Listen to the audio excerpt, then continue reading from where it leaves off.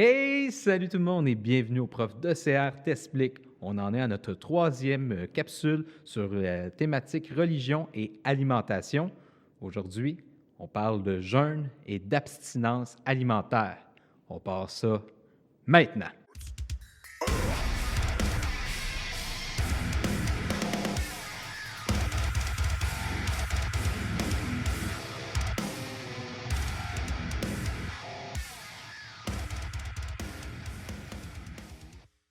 Avertissement. Cette vidéo n'a pas été créée dans l'intention de prôner la pratique du jeûne alimentaire. Vous devriez toujours consulter un spécialiste de la santé si vous envisagez une telle pratique. Pourquoi on parle de jeûne? De plus en plus, on voit une espèce de mode en diététique et en alimentation. On parle de plus en plus de jeûne intermittent. Donc, pourquoi on fait des jeûnes intermittents? Certaines personnes qui sont spécialisées dans le domaine prétendent qu'il y a des bienfaits quand même à faire certains jeûnes, à ne pas manger pendant certaines périodes de temps, que ce soit quelques heures ou des fois une journée sur deux. Semblerait-il qu'il y aurait même des bienfaits sur la santé cardiaque. Cette idée du jeûne, c'est pas quelque chose de nouveau. On a juste apporté un regard dans l'histoire des grandes religions, pour se rendre compte que le jeûne, ça a souvent été quelque chose qui était parfois même valorisé ou recommandé. On va faire un petit topo là-dessus. On va commencer avec le christianisme. Le christianisme, c'est une religion qui découle du judaïsme. C'est une religion abrahamique. Abraham! Mais qui me parle? C'est moi, ton Dieu unique! Mais que voulez-vous? Je t'ai choisi pour devenir le père d'un grand peuple. Youpi! Donc, pour les chrétiens, on s'inspire quand même des écrits de l'Ancien Testament, ce qui est, à quelques livres près, la Torah. Dans l'Ancien Testament, dans le livre de l'Exode, on peut y lire le récit de Moïse. Penses-tu qu'on pourrait être plus que des amis un jour? C'est pas le moment, Moïse. Il faut trouver un moyen de sortir de là. Qui aurait vécu un jeûne pendant 40 jours avant de recevoir les tables de la loi. Dans le christianisme, il n'y a pas de réel interdit alimentaire, mais en fait, on mise plutôt sur des règles de conduite pour détourner les fidèles des plaisirs un peu coupables. Tu as peut-être déjà entendu parler des 7 péchés capitaux. Un de ces péchés-là, c'est la gourmandise. On n'invite pas nécessairement les chrétiens à faire le jeûne, on les invite peut-être plus à porter un regard différent sur leur alimentation, de peut-être faire pénitence et peut-être être capable de renoncer à certains plaisirs alimentaires tant que c'est possible. On pourrait dire que c'est une espèce de victoire de l'esprit sur le corps. Oh mon Dieu! Oh mon Dieu! Où c'est que t'as trouvé les brownies? Là, regardez, il y en a beaucoup. Ah!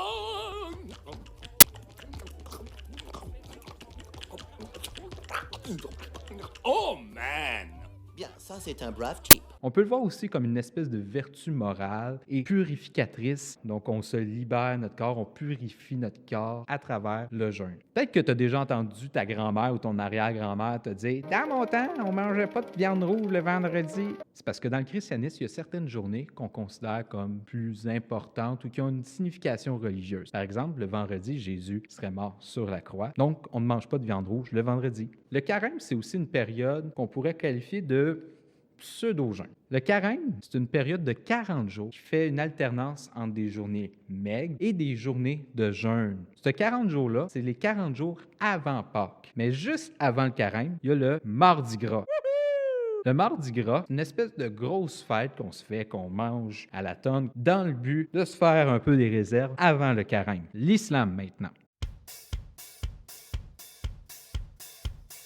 Tu as peut-être entendu parler des 5 piliers de l'islam. Mais il y a un de ces piliers de l'islam-là qui est le jeûne du ramadan. On peut aussi l'appeler Saoum. C'est une période qui dure un mois entre le lever du soleil et le coucher du soleil. On ne peut pas manger. Tout dépendamment de la branche de l'islam, on peut permettre ou non de boire de l'eau durant le jour. Encore là, c'est selon ta condition physique, ta santé. On peut t'inviter à le faire ou non. Mais encore là, ça dépend de la branche de l'islam. Par exemple, une femme enceinte, c'est pas recommandé nécessairement de faire le jeûne du ramadan. Mais elle peut se reprendre plus tard. On ne boit pas, on ne fume pas et on n'entretient pas de rapport intime. Pour pousser plus loin, le mois du ramadan aussi, c'est vu comme un mois où est-ce qu'on invite les gens à faire preuve de charité et être plus attentifs aux autres. Donc, ça ne se limite pas juste à un jeûne alimentaire. L'hindouisme maintenant.